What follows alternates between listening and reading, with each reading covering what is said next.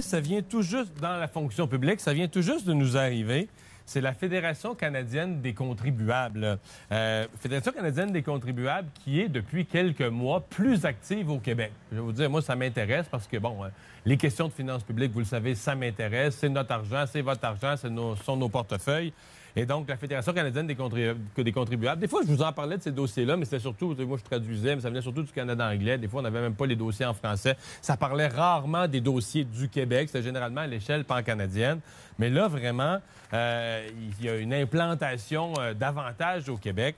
Et donc là, ils se sont intéressés, en vertu de la loi sur l'accès à l'information, à la prise de congés de maladie durant l'année 2015, donc des chiffres les plus récents qu'on puisse avoir, dans la fonction publique québécoise.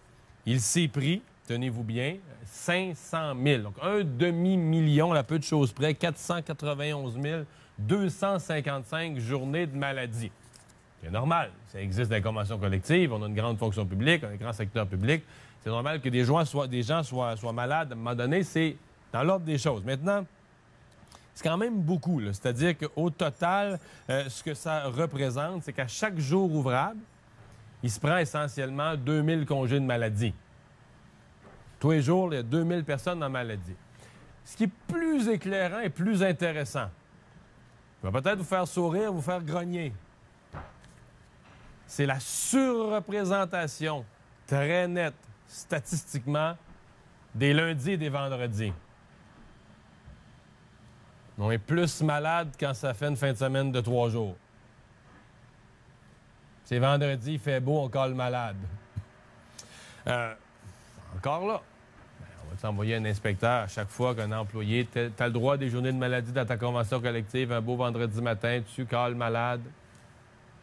On va t'envoyer un inspecteur, c'est bien difficile, mais pour un organisme comme la Fédération canadienne des contribuables qui surveille où va l'argent, et on se souvient qu'au Conseil du Trésor, c'était devenu un fardeau financier pour le Québec, la quantité de journées de maladie accumulées, etc.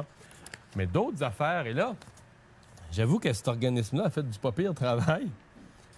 Ils ont regardé c'est qui les délinquants, parce que là, des organismes, il y en a plusieurs, là. Regardez, c'est qui ont les pires bilans. Il y a une organisation qui s'appelle la Commission de la fonction publique. Eux, ils sont en tête avec 14 journées de maladie par employé en 2015. La Commission de la fonction publique, son rôle, c'est de donner un meilleur accès aux citoyens de la fonction publique, assurer des décisions qui sont prises en matière de ressources humaines, le soit avec équité. Dans le fond, c'est ceux qui sont responsables de l'administration de la fonction publique. Ce sont eux. Bon, peut-être que c'est un hasard, là. Peut-être que l'air dans leur building, peut-être que l'air est plus vicié, l'air est moins bon, ou qu'il y a eu quelque chose dans l'eau, puis ils ont été plus malades. Mais c'est quand même, regardez ça comme vous voulez, c'est quand même un drôle de retour des choses que l'organisme qui est en charge, la Commission de la fonction publique, soit celui où les gens prennent le plus de congés de maladie. Donc, ça mène de l'eau au moulin quand les gouvernements, quand il y a une négociation dans le secteur public, les gouvernements veulent toucher à ces points-là ou renégocier des éléments. Évidemment, au niveau syndical, on monte vite aux barricades, ce sont des droits acquis, puis c'est des congés pour la maladie, puis tout ça.